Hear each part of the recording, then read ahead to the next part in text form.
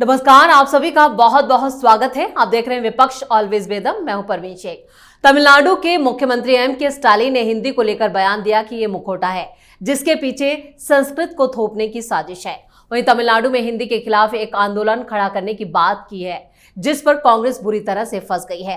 राहुल गांधी के लिए पहले ही हिंदी हार्टलैंड बड़ी चुनौती बना हुआ है। चुनौतियां तो विपक्ष के सामने चुनावी राज्यों में भी बढ़ चुकी हैं। हरियाणा, महाराष्ट्र और फिर दिल्ली में विपक्ष को चारों खाने चित करने के बाद बीजेपी का अगला टारगेट बिहार और बंगाल है। इसके बाद असम, केरल और तमिलनाडु में भी बीजेपी जीत की आस लगाए बैठी है। लेकिन विपक्ष की पूरी ताकत भी बीजेपी के विजय रथ को रोक पाने में नाकाम है। वहीं बंगाल को लेकर ममता की नींदें उड़ चुकी हैं। केजरीवाल की हार देखकर ममता घबरा गई हैं। तो कैसे कांग्रेस नॉर्थ और साउथ की राजनीति में फंस गई है? क्या बीजेपी के विजय रथ को रोक पाएगा विपक्ष? इसी पर चर्चा के लिए स्टूडियो मौजूद हैं कैपिटल टीवी के editor in chief doctor Manish Kumar और एग्जीक्यूटिव एडिटर राजीव कुमार। आप दोनों का बहुत बहुत स्वागत है। धन्यवाद। कांग्रेस पहले ही इंटरनल फाइट यानी अंदरूनी कलह से जूझ रही है और ऐसे में साउथ और नॉर्थ दोनों जगह पूरी तरह से मुसीबत में नजर आ रहे हैं राहुल गांधी। देखिए, राहुल गांधी कांग्रेस पार्टी के लिए अब पनौती साबित हो गए हैं। ये जहां जाते हैं वहां गड़बड़ कर देते हैं। भाई, नॉर्थ में आपने हर जगह नाक घुसड़ा, हर जगह बर्बाद हो गई पार्टी, हर जगह बर्बाद हो गई। तो कोई समझाने वाला तो है नहीं। शहजादे को जो मन आएगा वो करेंगे।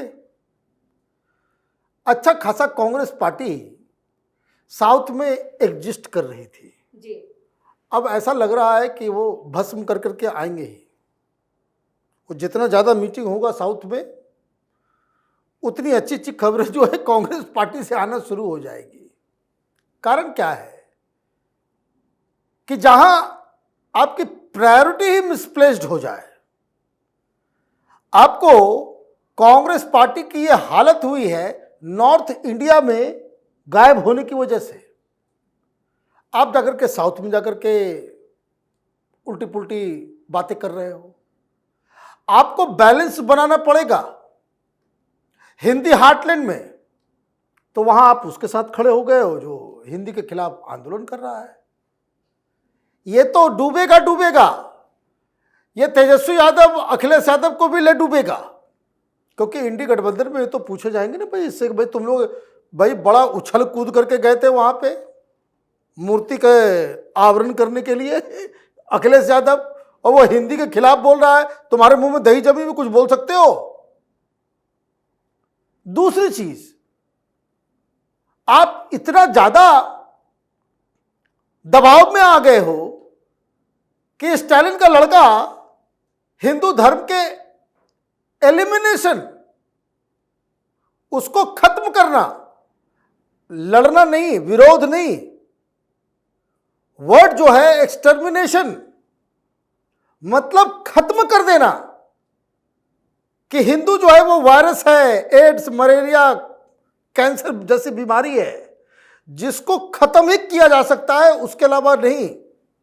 ये डेंगू मच्छर है।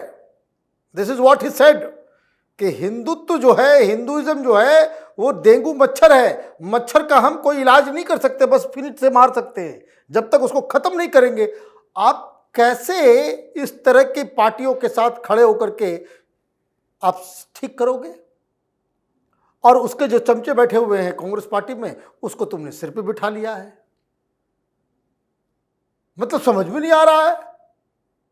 पागलपन का कोई सीमा है?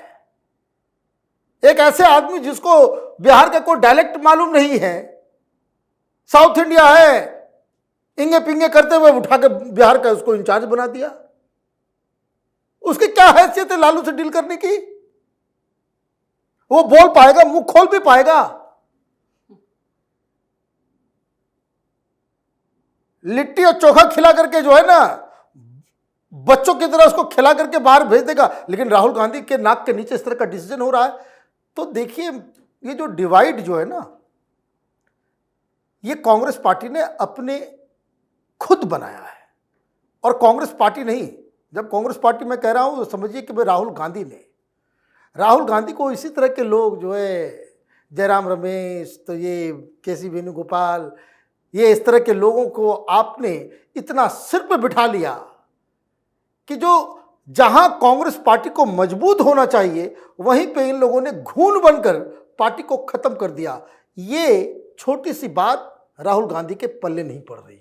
बिल्कुल, दिक्कतें अभी कांग्रेस की ओर बढ़ने वाली है। नॉर्थ में तो पहले ही कांग्रेस थी, गर्त में थी, लेकिन अब साउथ में, जहां अब तक सबसे ज्यादा लोकसभा सीटें कांग्रेस के हिस्से में आती थी, वहां पे भी वो अपने आप को खुद ही कमजोर कर रही है। देखिए, सबसे ज्यादा लोकसभा सीटें नहीं आती थी, ये तो भ्रम पैदा किया गया है, लेकिन फिर भी कांग्रेस साउथ में पूरी तरीके से अब सेचुरेटेड हो गई है।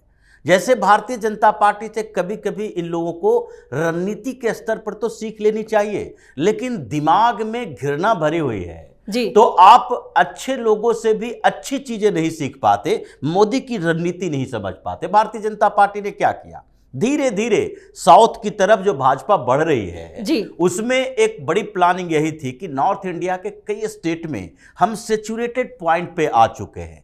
अब अगर राजस्थान की 25 की 25 सीटें जीत रहे हो तो हर बार तो नहीं जीत सकते, तो इसलिए कांग्रेस को राजस्थान में सीटें मिली। आप उत्तर प्रदेश में मतलब 70% से ज्यादा सीटें जीत रहे हो तो हमेशा 100% 90% नहीं जीतोगे, थोड़ी सीटें इधर से उधर हो सकते हैं। इस बार हार का सामना करना पड़ा। आप महाराष्ट्र में उतनी ही सीटें जीत रहे थे हर बार, 48 सीटों में से ये 38 से ज्यादा सीटें ये यूबीटी, अभी तो यूबीटी है, उस समय शिवसेना की बात कर सकते हैं, शिवसेना और भारतीय जनता पार्टी के गठबंधन को। अब वहां तो धीरे से कभी न कभी आपको नुकसान होगा ही। तो इन लोगों ने साउथ का प्लान बनाया और साउथ में थोड़े बेहतर स्थिति में आए। केरल में खाता खुला है, आगे और बेहतर हो सकता है भारतीय जनता पार्टी के लिए। तमिलनाडु में भारतीय जनता पार्टी का आधार बढ़ा।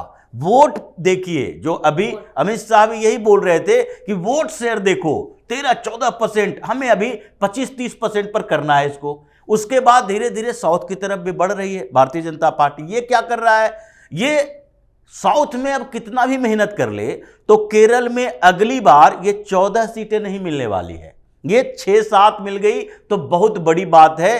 तमिलनाडु में 9 सीटें मिल गई है, ये बहुत बड़ी उपलब्धि है। तमिलनाडु में ऐसे भी स्टालिन का खेल खत्म होने वाला है। स्टालिन हंगामा इसलिए कर रहा है कि विजय भी आ गया है, ये बड़ा एक्टर है और वो भी वही हिंदी और तमिल की बात कर रहा है, वही आंदोलन कर रहा है और बुलाया है प्रशांत किशोर को।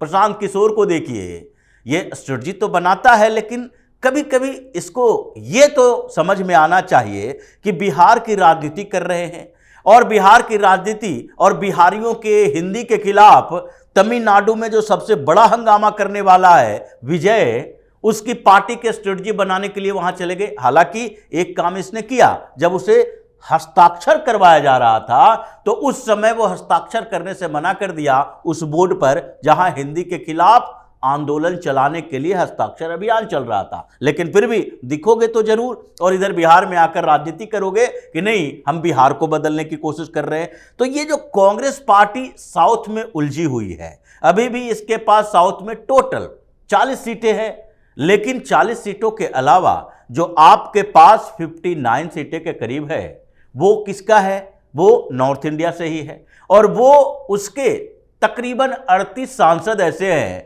जो कि आपसे नाराज हो रहे हैं इस बात के लिए कि एक बार तमिलनाडु के अंदर हंगामा चला, साउथ में ये धीरे धीरे तेलुगु भाषी क्षेत्रों में भी फैला, तो उसके बाद नॉर्थ इंडिया में जो सेंटीमेंट जागेगा उसमें राहुल गांधी पूरी तरह से उड़ जाएगा। कांग्रेस को फिर एक सीट भी नहीं मिलने वाली है, खुद भी चुनाव हार जाएगा। लेकिन फिर भी ये ब्रदर स्टालिन को कांग्रेचुलेट करते रहते हैं, उनके साथ तस्वीरें खिंचवाते हैं, उनके प्रोटेस्ट में शामिल होते हैं। तो ऐसा लग रहा है कांग्रेस उस भ्रम के शिकार हो गई है कि इसको लगता है कि साउथ से ही कुछ मिल सकता है तो उसको बरकरार रखो, नॉर्थ में कुछ मिल नहीं रहा है जैसी स्थिति है।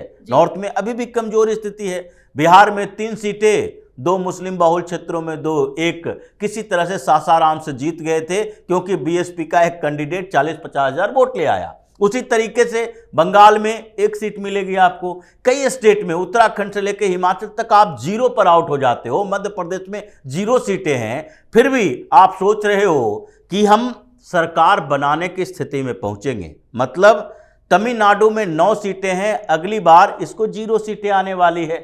और इधर जिन स्टेट में ये राजनीति करने की कोशिश कर रहे हैं, वो तमिलनाडु से चलकर यहां पर भस्म हो जाएगा, तो राहुल गांधी का कैरियर ही स्टॉप लग रहा है। आगे स्थितियां बहुत विकट होने वाली है कांग्रेस के लिए। तो स्टालिन का हिंदी विरोध यहाँ पर कांग्रेस पर भारी पड़ने वाला है, लेकिन आगामी चुनाव जो है इस साल के आखिर में बिहार चुनाव और अगले साल कई राज्यों में चुनाव, तो कांग्रेस के लिए कितनी चुनौतियां या पूरे विपक्ष के लिए वहां पर कितनी चुनौतियां हैं? देखिए, बिहार में तो मुझे लग रहा है कि बहुत strategic mistake Congress party already कर चुकी है जी। कांग्रेस पार्टी का बिहार में जो कह सकते हैं कि वो बेसहारा हो गया है, अनाथ हो गई, पार्टी ही अनाथ है। कारण आपके कार्यकर्ता आपके लीडर को ही, जो बिहार का अध्यक्ष है, बिहार का जो अखिलेश बाबू, उनको कांग्रेस के ही लोग मीडिया वालों को बोलते भाई हम लोग क्या करें, समझ में नहीं आता, ये तो कांग्रेस पार्टी का अध्यक्ष नहीं, ये लालू यादव का चमचा लग रहा है, वो वहीं घुसा हुआ रहता है, वो वही बातें कहता है जो लालू यादव कहवाना चाहते हैं। तो जब आपका कमांडर इन चीफ बिहार के अंदर वही कॉम्प्रोमाइज्ड हो गया, तो फिर आप क्या करोगे? ये कॉम्प्रोमाइज क्यों हो रहा है? और देखिए, राजनीति सिर्फ और सिर्फ परसेप्शन का खेल है, सिर्फ परसेप्शन का खेल है। अगर दिल्ली के अंदर में भी लोगों को यह मालूम होता कि केजरीवाल जो 22 सीट लेने वाला है, तो वो 22 सीट भी नहीं आता। वो परसेप्शन क्रिएट किए हुए था कि भाई देखिए, बड़े बड़े पत्रकार जो कह रहे थे ये 62 से 52 होगा, ज्यादा से ज्यादा 42 होगा, सरकार आम आदमी पार्टी की बनेगी। ये परसेप्शन था, हकीकत नहीं। और इस चक्कर में कांग्रेस पार्टी को वोट नहीं मिला, मुसलमानों ने नहीं दिया। और अगर ये मालूम होता कि केजरीवाल जो है बुरी तरीके से हारने वाला है, सो कांग्रेस पार्टी कॉम्पीट कर सकती है, तो ये सारे मुसलमान कांग्रेस पार्टी को वोट दे दिए होते कि नहीं दिए होते। लेकिन कांग्रेस तो यहाँ भी नाकाम रही ना पूरी तरह से। यही बात मैं कह रहा हूं कि परसेप्शन बनाने में केजरीवाल कामयाब रहा कि हमारी सरकार बन रही है और बीजेपी को हम ही हरा सकते हैं।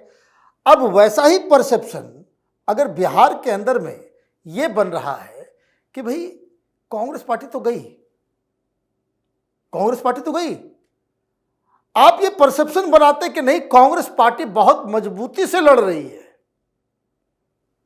तो इसका क्या मतलब है कि बिहार में आपने सब कुछ कर दिया, आप इधर लगातार हरियाणा हारे, महाराष्ट्र हारे,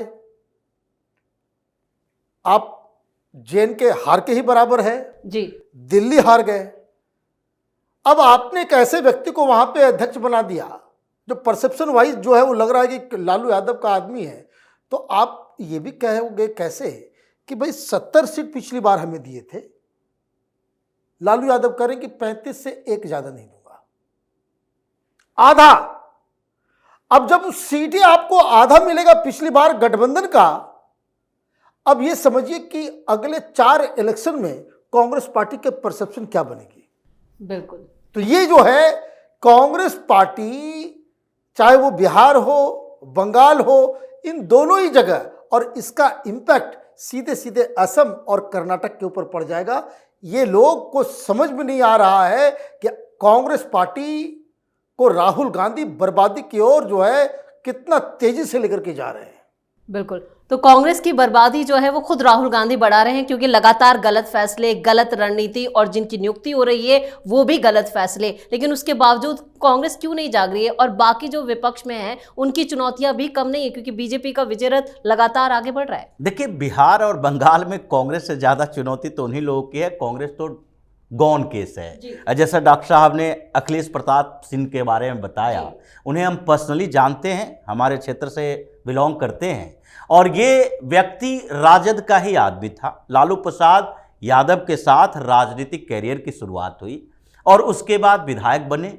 एक बार मोतिहारी से सांसद बना दिया गया, भूमिहार बहुल क्षेत्र था, इनको खड़ा कर दिया गया राजद से, एक बार सांसद बन गए। फिर उसके बाद राजद से दूध के मक्खी की तरफ फेंक दिया गया। लेकिन ये चापलूस लोग कहीं न कहीं किसी न किसी खाने बैठे रहे, कांग्रेस में आए, कांग्रेस में पता नहीं कैसे इसको भाव मिल गया।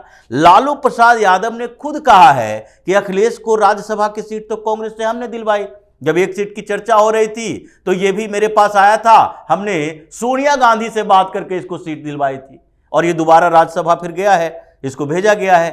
और इसलिए ये पूरे बिहार में पता है, सारे नेताओं को पता है कि अखिलेश प्रसाद सिंह लालू यादव का चेला है, कांग्रेस में वो राजद का एजेंट है। तो फिर ये नेगोशिएशन की बात तो हो ही नहीं सकती उसके रहते हुए। और प्रदेश प्रभारी भी आपने ऐसे व्यक्ति को बनाया है जो कि बिहार की राजनीति के बारे में कुछ जानता नहीं। तो कांग्रेस का तो स्थिति बिहार में खत्म ही है। लेकिन उसके अलावा ये राजद की बात है, डरे हुए तो ये लोग भी हैं, डरी हुई तो ममता बनर्जी भी है।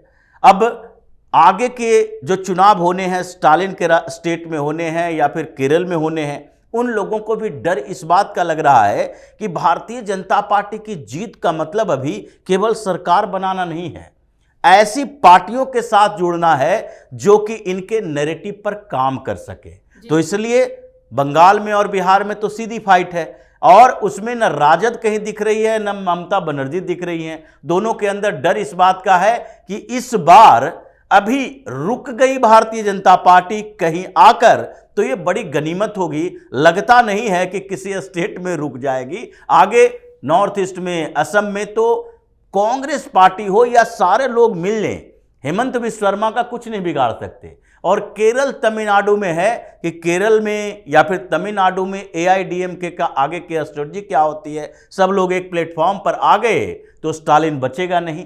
तो स्थितियां ऐसी हो गई है कि विपक्ष के खेमे में अब परेशानी इस बात की है कि कौन सा विध्वंसक मुद्दा लेकर आए, चाहे देश टूट जाए, हार जाए, टुकड़े हो जाए, लेकिन हम सत्ता पर बने रहें। बिल्कुल। और इस तमाम जानकारी के लिए और सटीक विश्लेषण के लिए आप दोनों का बहुत बहुत धन्यवाद। धन्यवाद। हरियाणा, महाराष्ट्र और फिर दिल्ली में विपक्ष की हार ने बीजेपी के हौसलों को और बुलंद कर दिया है। इसलिए बीजेपी ने अपने पैर साउथ में मजबूत करने के लिए कांग्रेस की बैसाखियों को ही तोड़ने का मन बना लिया है। बिहार में तो पहले से ही एनडीए की सरकार है, लेकिन बीजेपी ने साफ कर दिया है कि वहां अगला चुनाव भी नीतीश कुमार की अगुवाई में लड़ा जाएगा। लेकिन विपक्ष की असली टेंशन बंगाल को लेकर है, क्योंकि विपक्ष को दिल्ली में केजरीवाल से काफी उम्मीदें थी, लेकिन वो खुद तो अपना चुनाव हार गए। दूसरी तरफ चुनाव दर चुनाव विपक्ष हार रहा है। बंगाल में बीजेपी की सियासी ताकत लगातार बढ़ रही है और विपक्ष कमजोर हो रहा है। इसके साथ ही उसकी समस्याएं भी बहुत ज्यादा बढ़ चुकी हैं, यानी विपक्ष ऑलवेज बेदम है। इस खास शो में इतना ही। वीडियो कैसा लगा कमेंट करके अपनी राय जरूर दें। वीडियो को लाइक करें, शेयर करें और कैपिटल टीवी को सब्सक्राइब जरूर करें। धन्यवाद।